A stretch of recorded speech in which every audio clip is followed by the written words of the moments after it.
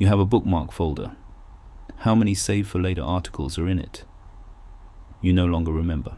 You also don't remember the last time you actually reopened them. But you're still saving. A few more went in yesterday. Our generation shares a common anxiety. My way of consuming information is wrong. Algorithms create filter bubbles, so you need RSS. RSS is too narrow, so you add a bit of passive exposure. Fragmented content is too shallow, so you should read books. But books are too slow to keep up with change. That anxiety itself isn't wrong. Information is lossy. That's not a metaphor, it's its nature. An idea comes out of someone's mind, gets compressed into language, and language can't hold everything. Then it's filtered by platforms, curated by algorithms, distilled into headlines. By the time it reaches your eyes, it's no longer the same thing. Every layer erodes it, every handoff distorts it. Today, with AI mass-producing content, this process is accelerated. The speed of production far outstrips anyone's ability to digest it, and the signal-to-noise ratio keeps dropping, so people start taking information intake seriously. They compare channels, vet sources, build systems. That makes sense, but there's a blind spot here. We think lossy is a channel problem. Find a better channel and the loss decreases. But there's one kind of loss no channel can fix. That loss happens the moment information enters you. It's not the platform's fault, not the algorithm's fault.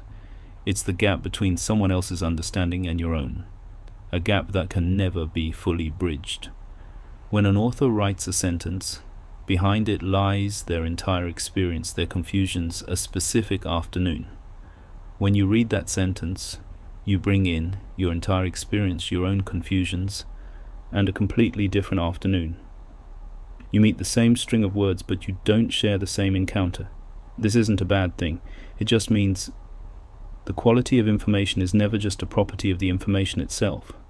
Half of it is in you. What you bring into it determines what you get out of it. So, back to that anxiety. The problem isn't just whether your channels are right or whether the signal-to-noise ratio is high enough. There's a harder question. Did you actually bring anything into that information? Or did you just open it? Here's something that quietly happened. Acquiring became the destination. It's not that you're completely unaware. You vaguely know. There's a pile of read later in your bookmarks, and later never comes. You know a lot about a topic, but when you actually need to make a related decision, that knowledge isn't there. You scroll for an hour, but can't say what you read today. You know, but you have a narrative. I'm accumulating. Quantity leads to quality. Information is always useful. It's just not time yet.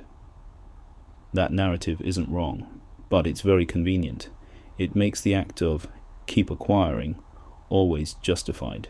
It makes the act of stop and digest always postponable. So you open the next one. There's a question worth pausing to ask now and then. What was the last piece of information that actually changed something in you? Not the kind that made you think, oh, I see. The kind that long after you read it on some day when you were making a decision, it was just there. If you can't remember, maybe the problem isn't wrong channels, low signal to noise, or bad algorithms. Maybe it's that you've been working very hard at acquiring, but never really walked into any of it with anything to bring. Without bringing anything in, even the best information just passes by.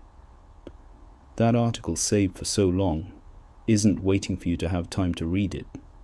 It's just sitting there, giving you the feeling that I haven't missed out. And that feeling is quietly replacing something else.